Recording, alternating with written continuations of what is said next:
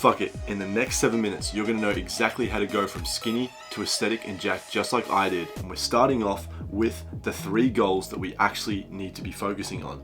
To actually become aesthetic from being a skinny guy, we need to be focusing on number 1, shape. We need to be building a V-taper physique, which is when our physique is built like this, like an upside down triangle. And this is achievable through getting a big wide back with big broad shoulders and whilst having a small waist. The second goal we need to achieve if we're trying to go from skinny to aesthetic is to maximize our appeal. There is no point in training in the gym if we're just going to look like a bloat lord and just look like a fat idiot. We're training to actually attract girls, and if you're honest with yourself, this is the reason why you started the gym in the first place. You were skinny and unnoticed and you want to go to jacked and attractive. And it's when we combine shape with the low body fat percentage, which is our third goal, which is when we're going to be able to do this. So the body fat percentage we need to be aiming for is anywhere from 8 to around 15% body fat. You can go up, you can go down, but the general sweet spot is around 10 to 12%, somewhere in that range. That's going to give you visible abs, take you from looking really skinny or really skinny fat to actually having a visible six-pack, because a six-pack of abs is what girls want. They don't want you to look like you've been drinking fucking six-pack of beer every single day. So how do we actually train for the aesthetic physique going from skinny? Well, it is simple. We need to be focusing on the staple 6 movements, and I talk about this all the time, specifically for skinny guys. If you're just starting out, you need to be focusing on these 6 movement patterns. A vertical push, which is going to target the front of your shoulders and your upper chest, things like shoulder presses. A vertical pull, which is going to target things like your lats and biceps, exercises like pull-ups and pull-downs. A horizontal push, which is going to train your entire pushing musculature, your chest, shoulders and triceps, and give you that good dominant shelf look. That's things like your bench press. And you're also going to be wanting to train a horizontal pull, which are things like your rows, your T-bar row, chest supporter row, cable row, anything that's going to be targeting your mid and upper back as well as your biceps as well. Hip hinge, which is going to be things like your deadlift. This is going to target the lower part of your body, the posterior chain, glutes, hamstrings and calves and lower back. Perfect for good posture and for injury prevention and to just look aesthetic, because girls actually find a big ass attractive, believe it or not. And then we also need a hip flexion movement, which is going to be simply squat, hack squat, barbell squat, pendulum squat, any squat you have access to. The best is a barbell squat. It's for the front of the body, the front of the legs, so your quads, your thighs. It's just going to give you a big leg aesthetic overall. And these 6 movement patterns need to be trained at least 2 times each per week. So you could combine them in an upper lower split, a full body split, a push pull leg split, whatever you like. Just make sure you're hitting them at least twice per week to optimize rest, to optimize frequency, and to optimize your intensity. And speaking of intensity, when you're training, you want to be pushing it to failure.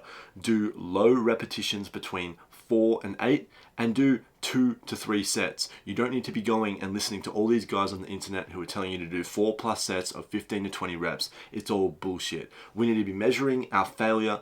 We need to be measuring if we're getting stronger or not. The easiest way to do this is by keeping our reps low, so we're always close to the point of failure, because we know that by reaching failure, we can't do any more. If we can increase the reps or the weight on an exercise and reach failure at a different point, then that means we've made progress. Next, you need to understand how to eat. When I was a skinny guy, I made the huge mistake of being a fucking bloater. You need to eat to grow and not to bloat. You can see here, I was eating KFC thinking that because it was high calories, even though it had lots of protein, that it would be good for me. But it was fucking shit. I ended up bloated, I ended up skinny, I lost gains, I looked like fucking shit.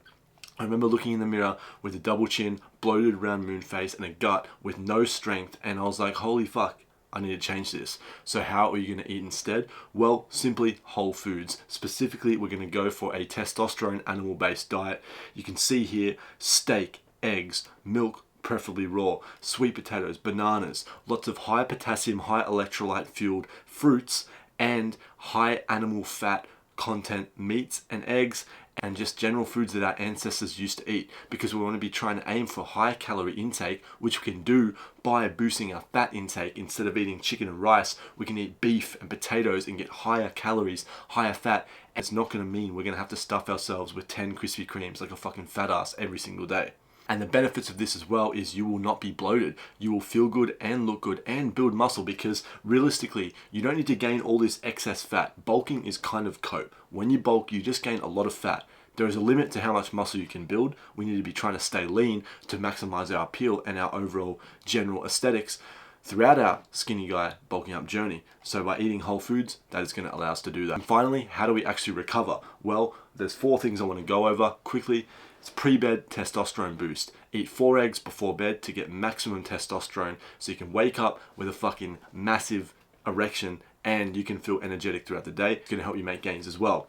Then we need to talk about the key supplements: boron, zinc, and vitamin D, magnesium. They're the 4 things that you should be taking, as well as creatine if you want to optimize your gains. Go from being skinny to aesthetic. It's going to help boost testosterone and help boost recovery. Rest days, you want to be taking rest days. Don't think you need to be training every single day in the gym. This is a huge mistake. And finally, sleep maxing. You need to be sleeping in a cold room. It's fucking hot in Australia right now, and so my recovery is done. You need to be sleeping in a cold room. You need to be realizing that 8 hours sleep is not 8 hours in bed. It's more like 10 hours in bed, because it takes some time to fall asleep and you have to account for deviations. And you've probably not heard this before because most people think that sleep is sleep, but time in bed is not sleep. It's hot as fuck in this room inside of Australia. That is a 7-minute guide on how you can go from skinny to aesthetic, just like I did. The key fundamental things you need to do. If you need more help, check the link in the description. It's my school for ultimate male self-improvement. With that being said, remember that progress is purpose, and I'll see you in the next one. Peace.